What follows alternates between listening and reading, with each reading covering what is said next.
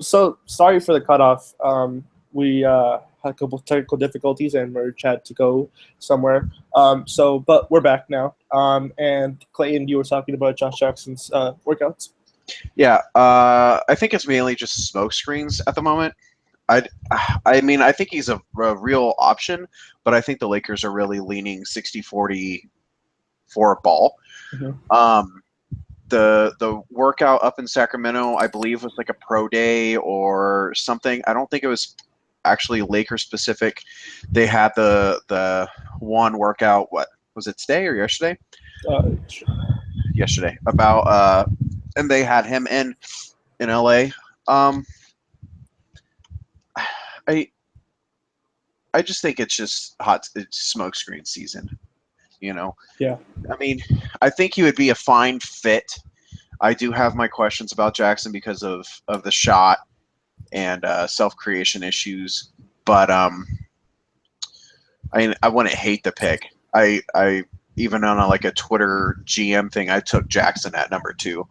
So I mean, I wouldn't be mad. I've grown on ball. So, um, but yeah, I mean, I heard you guys talk about Dennis Smith Jr. I don't really think he's a real option, even though I think for just plain upside he should Right. be. But no, I think it's mainly just between Jackson and Ball. Yeah.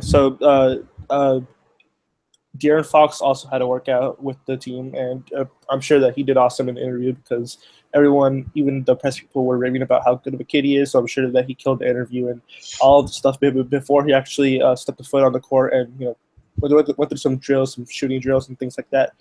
So do you think? So I think you kind of just alluded to your point, but do you think that Fox has any chance of getting drafted at number two? No, I don't have.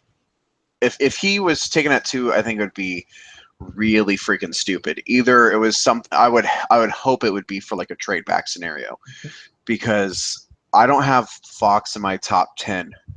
Mhm. You know, his defense is insanely overrated, as Tim has brought up. I think you guys talked about it on the podcast when you had him on. He was really good against Power Five conference teams, but against anyone else, he was. Or no, sorry, switched that. He was only mediocre against Power Five conference teams, and he was really good against bad teams. So I think it's that that defense against the Power Five conferences are what you're actually getting. I don't think he's. I don't really know if he's elite at any skill. I think he's a pretty elite athlete, I guess. The John Wall or Russell Westbrook comps are just bad. They're Yeah. bad. He doesn't have their athleticism or skill, but yeah. If he's the pick, just shoot me now. Yeah, I think it'd be pretty rough just because he would shrink the court for D'Angelo and for the rest of the team, and with Ingram still finding his shot, it's just not ideal. And even Randall has the threat of potentially spacing out the floor, but that's still a work in progress. And a lot of the shooting and spacing for the Lakers is all going to be theoretical if Fox is drafted. And I mean, he's a great kid and a hard worker, so I'm sure he's gonna improve and he's gonna like make a growth. But I don't think that it's really dramatic enough to warrant a number two pick to start off with. And I think that taking the college body of work, which you don't just want to look at the stats in college, but I mean the stats don't point to him being that worthy of that kind of selection. So the tape is good for the most part, but not I don't not even. anything great. It's I not don't. Yeah, I don't. like that's gonna wow you and you're like, yeah, that's the Yeah, guy. yeah. I don't know. I think like he would be really good for dribble penetration and kicking it out, Hmm. but his frame he's really thin. Like Yeah. he weighed in at like a buck 68 at at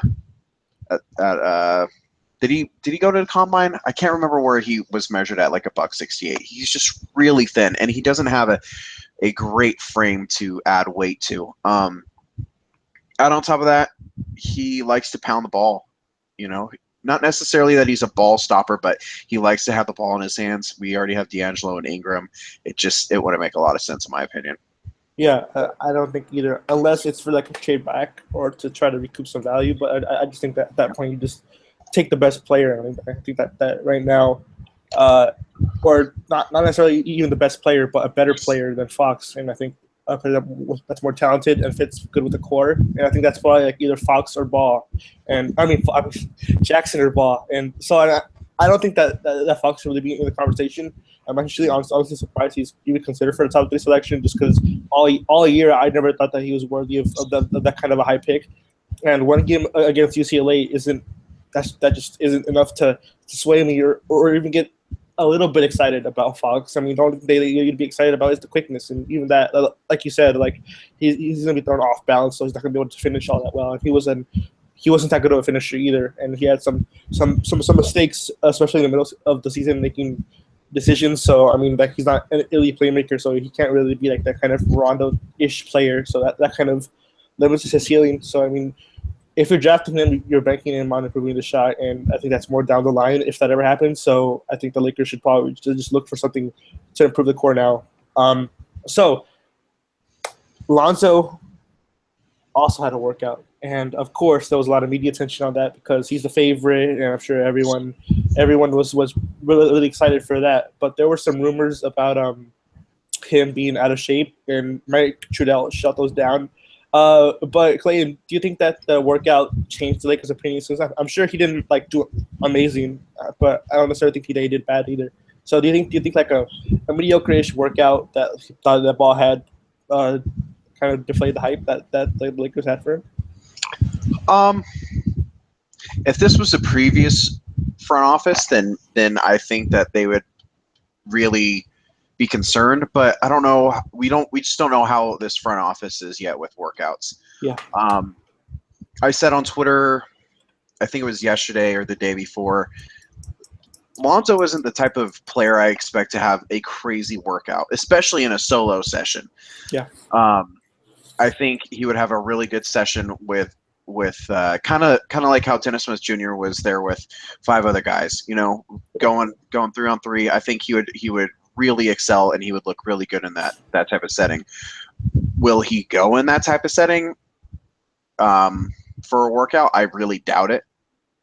But that's where I think he would excel. So while like Jackson, I think he would definitely excel in a one-on-one or just a solo workout because he gets to show off his athleticism. The athleticism, though, like that's not Lonzo's game. He's got some athleticism. I think he's about an average athlete, maybe a tad bit better because he's got some verticality to him, you know, as evidenced by the 29 alley-oops. But yeah, I never expected him to have a crazy solo workout. I didn't necessarily expect to hear rumors that it was a bad workout, but apparently the person that reported that is some type of random guy that always has bad reports. And I'll go with Trudell every day of the week when he's talking. So I'm sure he was there and he actually saw. Right. So yeah, I mean, I don't think that he had a bad workout, that he's out of shape. I just think that he's not a guy that you're gonna be like even if he was out of shape, like he's not that like quick to begin with. Like he's quick in the open court, but he's really not like blazing fast. So like if he wasn't blazing fast today, I mean that's kind of like who he is. He's not gonna like wow you with a first step or anything like that. I think he's much more of a skilled player, and I think that's probably where he shined more in a 5-on-5 workout. But yeah, I don't think he's gonna do that either. I think the next workout's probably just gonna be like shooting drills and more of the same stuff. So I mean, the Lakers aren't really gonna get any new information from Ball. I mean, at this point, there's really not much to garner from workouts. I mean, just making sure what you see on tape is true. And I mean, like if he shoots the ball the same way, if you want to see his passes, his vision, if you want to see how he handles drills, that's fine. But that really tells you little to nothing.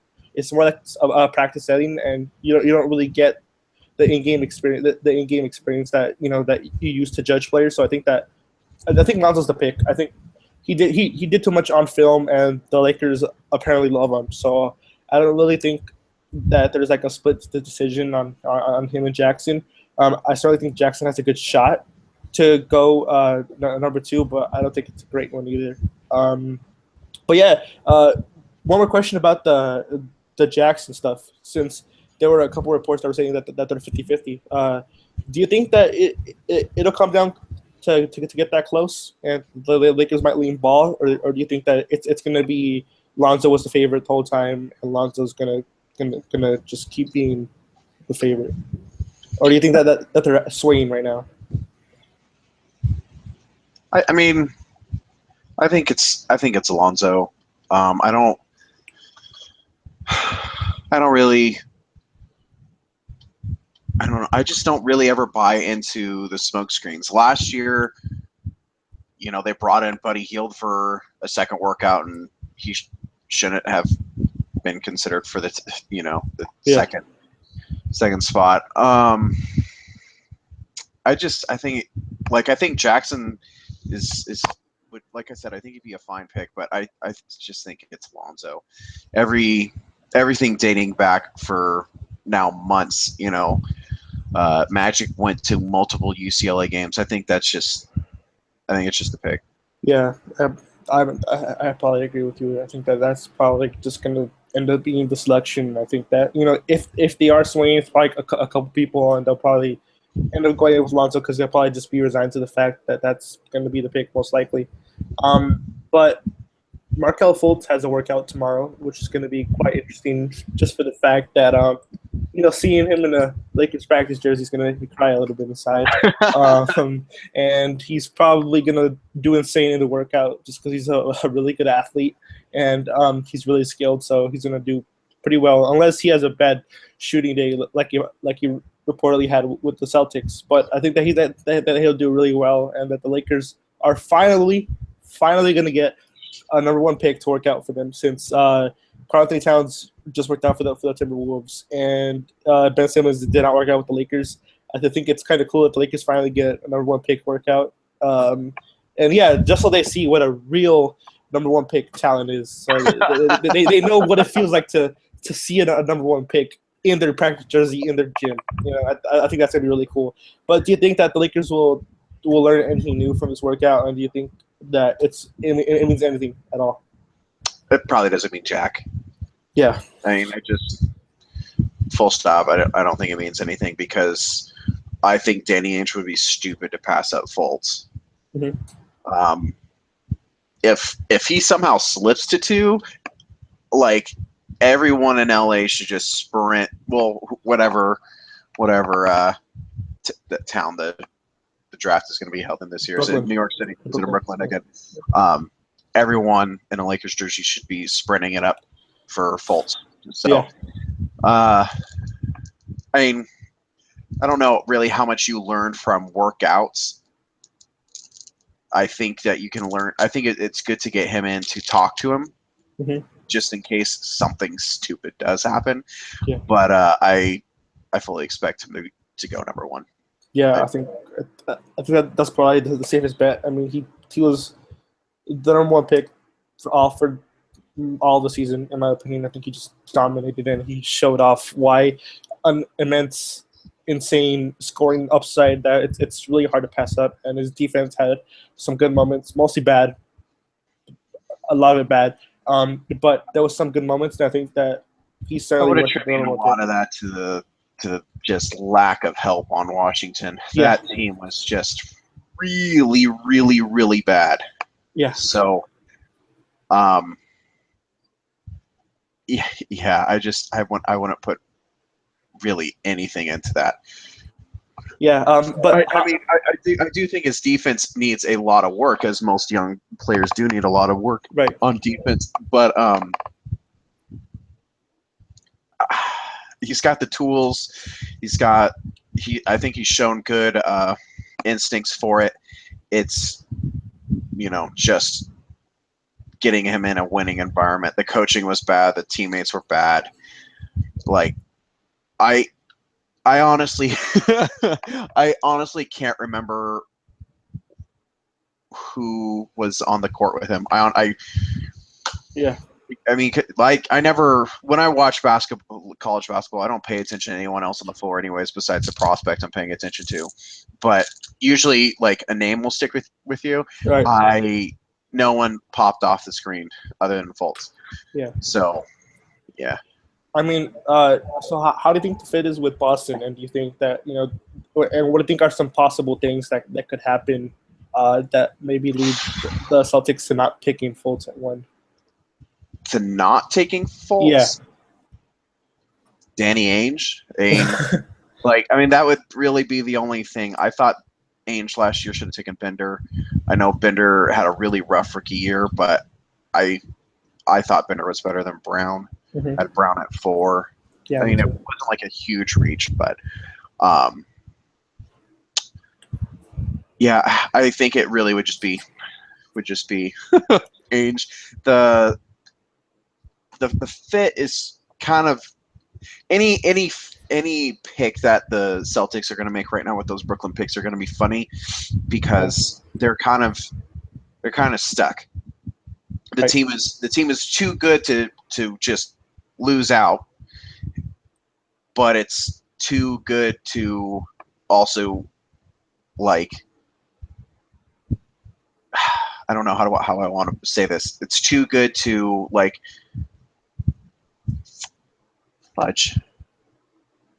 Yeah, I mean, like, it really doesn't matter. It just, unless you, like, ask analytics people, like I've talked in Twitter DMs and stuff. A lot of them say this is the time to trade Isaiah or to just let him walk in a year. Obviously, you should probably trade him and try and get assets. But, like, then what do you do without Horford?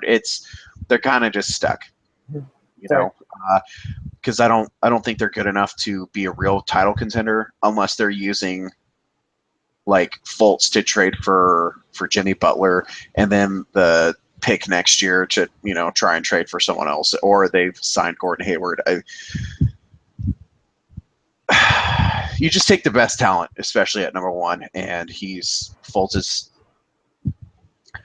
other than in LA right. apparently is the unanimous number 1 on almost every draft board. Just, of course, a lot of Lakers fans think Ball's the number 1, and I just got to chuckle at that one. Yeah, I think that the Lakers would be really down to pass up on him, and I think that Lakers fans like to attach the hometown narrative to Ball and say that's why Lakers should pick him over Fultz, because Fultz doesn't know what LA is and how LA works, and like how LeVar said that only Lonzo's ready to come to LA, because LA is quite a thing to handle. But yeah, I think I think that the fit with Boston would be really good. I mean, he'd have time to get brought along slowly. I mean, there wouldn't really be a rush. I mean, there will certainly be some high expectations being a number 1 pick and on Boston fans being dumb. But I'm sure they're going to expect a lot from him. But I think Brad Stevens is a really good coach, and that he'll develop him slowly, and he'll really get him to at least his rookie year. He'll probably play better defense than most people think, just because he'll have less of a burden with Isaiah there and with Bradley there. And Fultz would have to imagine is coming off the bench in Boston. Fultz with Marcus Smart is a very intriguing combo, just because Fultz is great on offense and Smart is really good on defense. Smart would teach him, a lot of these defensive skills that he's picked up. Fultz, I mean, I don't really think anyone's going to help with Marcus Smart's shot. Right. But yeah, whoever they pick is going to be coming off the bench, just like Jaylen Brown. The one thing I would say that Boston could take Lonzo for would be because he's a low usage but high impact guy. Mm-hmm. It's kind of the reason why I've started to appreciate Lonzo more for LA. Is even though he can have the ball in his hands quite a bit, he's wanting to move it. And he had a usage of, I believe, around 18%, which is actually below the average for a basketball player.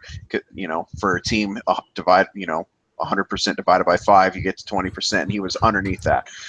So, I mean, maybe to try and do that, but you just take the best talent. Fultz has got to be number one in my opinion. Yeah, I think especially with them, and if they're in no rush, just take the best talent, and then even if you have to bring them along slowly or whatever, and put them on the bench, like you still take them. Like I don't think there's a player that they start unless they just think Lonzo's like gonna help the starting lineup somehow, and I think that they just think Lonzo's better than Avery Bradley, which I don't believe in right now, but maybe they do or something like that, and they just want to start ball and Isaiah Thomas, which would be something else on defense. It certainly wouldn't be the best, especially come playoff time. I think that you need to stagger their minutes a little bit. Yeah, I agree. I do think that a lot of people think of Avery Bradley as an elite defender. In the past 2 years, I think he's been really down. I don't think he's a bad defender, but I think a lot of people are trying to make him out to be as like a top 5 defender. And I know he was on All NBA defense last year. I just seeing numbers like from Tim pointing it out. He had an article 2 or 3 months ago about it, and yeah. The defense really with anyone other than him starting though, unless it's Marcus Smart, that defense is going to be bad because Isaiah just is not good on D. Yeah, and that's a matchup that on switches it's just too easy to take advantage of, whether it's a big on big pick and roll or a guard on big pick and roll. The big can just post them up, and it's just pretty much nothing that Isaiah Thomas can do. And it's not for lack of effort, obviously, but I think it's just he's just not big enough, you know. Isaiah's what 5'9", and Fultz is what 6'4", 6'5"? Yeah, 6'4" with the 6'10" wingspan, right? Yeah, so being 6'4", which is like that's a really good size for a point guard. Yeah, that's what 7 inches on Isaiah. Like that's one reason why I just if he's your best player, I can never take that team seriously as a real title contender because 5'9", like you're just not gonna be able to play a lot of defense in the NBA, in my opinion, especially with his lack of instincts, in my opinion. So. Right. And I certainly think that Fultz would be a great piece to have off the bench. You know, it's just a talent where it's not that much pressure on him. It's just go out there and do your thing. You know, score some. Since Marcus Smart isn't he needs to have the ball in his hands to like drive and stuff. But I think Fultz can create some good shots, some better shots for him, and I think that bench will certainly work pretty nicely and have some good athleticism with Fultz, Brown, and Smart running down the court, so I think that the transition offense would be easier. But that 1-2-3 would be really fun. I hate saying that. Yeah, it'd certainly be fun to watch. But yeah, I think that's probably going to be the likely scenario. I think Fultz goes 1. I think Lakers are drafting from the second tier right after Fultz, which isn't bad by any means necessary. But yeah. So yeah, there's been a lot of workouts. Lonzo's gonna have another workout pretty soon, and Fultz gonna have his workout. And after the Lonzo workout, they're done with workouts, right? They might have like a couple smaller guys come in, like the first 28 and a lot of undrafted guys, I would assume. The Lonzo workout, that one's kind of interesting. I can't remember. I don't know how to pronounce the female beat writer for LA Times. I can't remember. Can't even remember her name now. Anyways, she reported that it's not going to be at the Lakers practice facility for his workout. Like they're going to be following him like some type of stalkers. So I guess to see his daily regimen. So that one's kind of interesting. I mean, they're probably gonna work him out in some capacity, but I think trying to get a gist of how it's going to be from day to day with his dad and that whole situation. Yeah. So did they schedule that one for, is it Friday or Saturday? I think it's Friday. Okay, so I mean, really, when it was announced that they're just going to pretty much be following him around, I was like, yeah, he's the pick. Yeah, that tells you all that you need to know about like what their mindset is right now and how they want to really get to know Lonzo and make sure that this is the guy that they're gonna invest a lot into, and I think that there's really nothing he can do. To Tania Ganguli. Sorry. Yeah, Thank you, TJ. that's the name of the LA Times beat reporter. Sorry. Thank you. Yeah. So yeah, I mean, I think that like there's really nothing that he can do that can make it go wrongly, except like LeVar saying some crazy stuff or something bad happening there, which is always likely. But I don't think that it's just enough at this point. The Lakers are probably all in on Lonzo. I think that's the guy that they want. And I think that's going to be the draft pick, even though Jordan Schwartz appears to really believe that Lonzo's not the pick, which is quite interesting. But I just think that's just all smoke. I'm sure his sources are telling him that, but I don't think those sources are in LA. Yeah. From everything I've talked to with other people on Twitter and online, he reports a lot of things, but almost all of them are wrong. So yeah, I wouldn't really take any. I don't even know if I would take it with a grain of salt. Like it just. I pretty much have disregarded him on my timeline. Yeah, it's just tough to really believe that when everything else has just been pointing in the other direction. But yeah, I mean, at first, initially when the first report of the Jackson workout came out, I'm like, yeah, maybe there's some fire where there's smoke, but I just think honestly that as time goes by, and especially this Lonzo workout, I think it's just the nail in the coffin, and then Lonzo's going to be the pick. So LeVar was right, and I don't like saying that, but LeVar was right, and is his supposedly mystical fortune teller shit that he keeps talking about. It's going to happen. He's going to be the pick. So yeah, I mean, there's pretty much not nothing much to talk about. We're going to have a podcast tomorrow with Cole Zwicker, and we're going to just break down a couple of the draft prospects and really, make sure that we, or at least do deep dives on certain prospects to make sure that that all the bases are covered and we know what kind of prospects the Lakers could potentially draft and are passing up on. And then we really can't know if it's the right pick or not yet. As time goes by, we'll probably know whether it was the right pick or not. But for now, all we can do is just talk about the other prospects and know what they have to offer now, and then see what the Lakers are missing out on. So yeah, that's for tomorrow. I wrote 2 articles on Lonzo Ball. One about his awesome shooting this year, and another one about some reservations I have about his shot. Just not how well he shot it, but just him getting it off as far as like pull up attempts.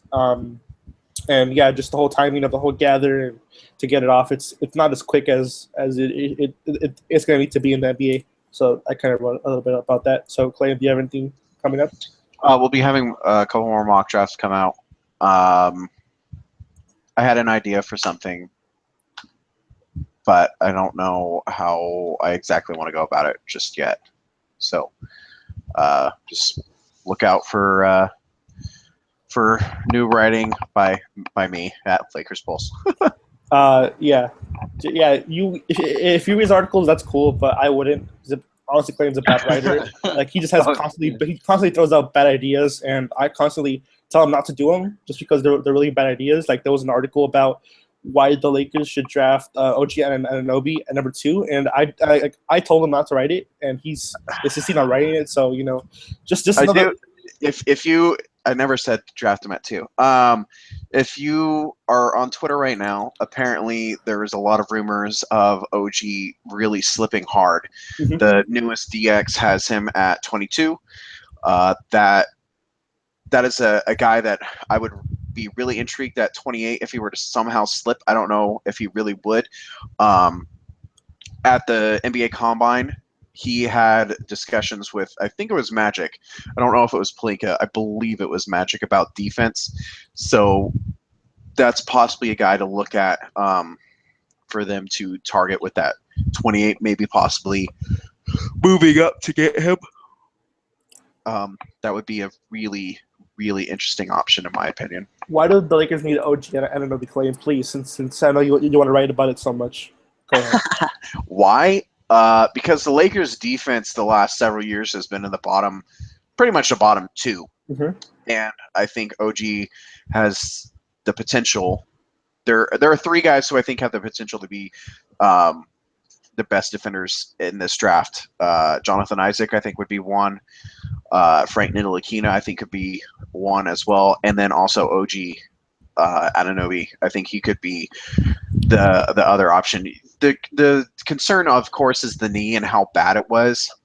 I don't know if it was an ACL tear, or MCL, or PCL. Like I don't know if I've seen reports exactly what it is, but he's what 6'8" with a near 7'3" wingspan, so he's really long, and he's very strong already. There's big questions about his shot and his offense. He might be, as Sam Vecini has said, he might be the worst offensive player in the first round this year, but that defense could be really special. I think he said lottery, not first round. Just trying to make sure that he doesn't. I think he said first round. He did? Wow, that's. I believe. I mean, I can't. I can't really think of anyone that could have a worse offensive game than him, because his shot is really questionable, and he, other than maybe like cutting and slashing, he's not like he's a straight line driver. He can't really create for himself. I think he could potentially get there. A lot of comps have been thrown around of like a Kawhi. I think people need to pump the brakes on that one. I'm really high on OG, but I think people should chill out a little bit on that. Yeah. But I would personally love to have him. I have him at like 9 or 10 on my board, so I'm still extremely high. But if he starts sliding, he's one of the guys that, of course, I would target. There's several things I think that the Lakers really need to target this year: defense and shooting. Yeah. So he shot really well his freshman year. His sophomore year, he was significantly down, but his usage was a lot higher as well. But if you can put him in the corner and he can hit a corner three, I think that'd be fine. I think he's got like Andre Roberson defensive potential, in my opinion. You pray that he can shoot better from three. Yeah, So, and I mean, like in the finals, it's not really that hard to like be like, oh yeah, just be like the Warriors. But to stop teams, especially in the direction that the NBA is going, you need positional versatility, and that's why guys like Isaac are so high on my board, just because they can play the 5 and the 4 spot and switch everything. Yep. You can switch everything with them, and then they'll be just fine on the perimeter. Obviously, then they're not going to be like amazing on the perimeter, but they'll be really good. Well, talking more about Isaac, not OG. I think OG will be better on the perimeter. He'll be great on the perimeter. I think OG has a chance to legitimately guard 1 through 4, and in a lot of small ball lineups be able to handle small ball 5s. I'm really high on his defense. Jonathan Sharks wrote a thing where he said that he could be a small ball 5 in some lineups. I think that it's interesting, but I don't know about that one yet. But he's definitely also Ike Anunoby or Bogu. Sorry, their names are really close to me. Anyways, they both slid on the newest DX Draft Express mock draft that happened by Jonathan Gavoni today. So those are two guys I would be interested in. Yeah, I think the Lakers have a good core that has a lot of offensive upside, and I think with D'Angelo obviously going to be a great offensive guard in my opinion. And I think that Ingram, that's probably where he's going to provide most of his value. Just because he's so long and he can just get a shot over a lot of players, and has a pretty quick first step, and he's going to be able to space the floor in my opinion. I'm not really all that concerned about the shot as some other people are, which I don't blame him. I mean, he didn't really shoot that well last year, but he improved over the course of time. And I think that with his shot, I think it's just he ended up getting to 30% on the year, I believe. So I mean, while that's obviously not great, if you look at Brandon Ingram over his career, he starts off really, really slowly. It took him a couple years to finally get it through. Okay, he was at 29.4%, I guess. He took until middle of December, end of December at Duke to finally get it going. In high school, he didn't really become the great prospect that he did until his senior year. He's going to be a guy that takes time. I didn't think the shot was going to be so bad to start out, but I knew it was going to take him some time, but I do think he's going to be able to stretch the floor. I don't know. I don't think I'm going to have him as like a 40% shooter from three, but I think he'll be above average from three. Yeah, I think 37, 36 is good to expect, and if he gets to 40, well, that's even better. Oh, if he gets to 40, then you just thank God. Yeah, that'd be really awesome for him. And I still think it's not out of the picture. I just think that it's not as likely as we all hoped it was before he was drafted by the Lakers. I mean, during the draft process, he shot 41% in college from three. So I think when he adds strength, because like the form isn't bad. It's definitely not broken. So. It's not broken. Yeah, I mean, there's no like herky jerkiness to it.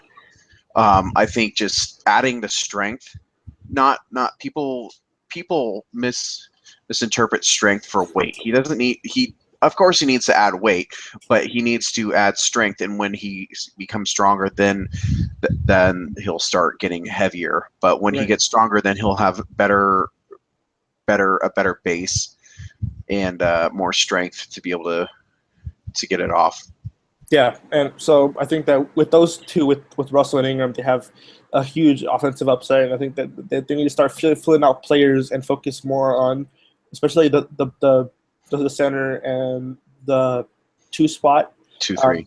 Yeah, 2-3. I think they really need to focus on those spots. Just because Zubats, in my opinion, is the center of the future, and you need someone there who can, like we were talking about before, like guard on the perimeter, switch a lot of actions, and I think that's what you really need. I think Randall is really good on switches, so I think that he's. That's why I'm kind of starting to feel better about Randall. Not that I ever like hated him or anything, but I think I'm starting to see more upside on him just because he's so good at switches, and I think that's really going to be really important, especially down the line where teams just decide, right, we're just going to keep running pick and rolls and keep trying to get these mismatches, but eventually I think these bigs are going to just develop into good to decent perimeter players, kind of like how Draymond has, and I think that the NBA is going to try to target those kind of players. I think that the Lakers should also look at targeting those kind of players. So that's why I think they need a switchable center, or a center that's not going to get burned every time. Someone who can hold his own on the outside at least, and space the floor. Hopefully, that kind of unicorn type of player. But even if you can't space the floor, at least be athletic enough to catch lobs, runs to the rim. I wonder what that sounds like. Yeah, that kind of sounds a little bit like Ike. I'm kind of getting Ike vibes from that description. But yeah, I think that kind of center is someone that they should try to target. And I think that if they draft Bam at 28, I think that's kind of what you're hoping he becomes. I don't know if he'll necessarily become that, but I think that drafting a center that can switch and can guard on the perimeter and can still rim protect some and add value on offense by finishing inside, and maybe even stretching the floor. If you can get that kind of unicorn side player, then obviously that's just an awesome pairing, especially with D'Angelo and Paul. But yeah, I think the Lakers really need to hunker down on the defensive end, because right now the best defender is Nwaba, end of the bench guy. And I think that's pretty sad. Nwaba and Nance. Nance is a really good defender too. Yeah, Nance is really good on switches as well. So I think at the 4 spot, the Lakers are really set. I think they're just really looking for a starting level 5 who can switch things and rebound. And I think that a 2-3 that can come off the bench and add that defensive impact as well, at a high level, and maybe even space the floor. I think that's why OG Anunoby is so valuable, just because he can also potentially space the floor, and if he can, then that's awesome. Then you have a really good player on your hands. So yeah, I think that Lakers should definitely try to trade up and try to target those kind of players, and give up. I don't even want to give up Zubats to move up and get that kind of player, just because you're gonna have people hating on you. Oh yeah, no, it's fine. It's fine. You hate me already, so I know what it feels like to be hated. But yeah, we kind of just rambled on for the last couple minutes here. But yeah, this was another episode of Lakers Pulse podcast. Clayton is not going to have anything coming out because he does not like to write. I like to write a lot of words. I will be having 7 more pieces about Lonzo Ball coming out. Because the administration at Lakers Pulse decided that it was better for me to break up my 5,000 word article, which I disagree with because I thought it was a masterpiece.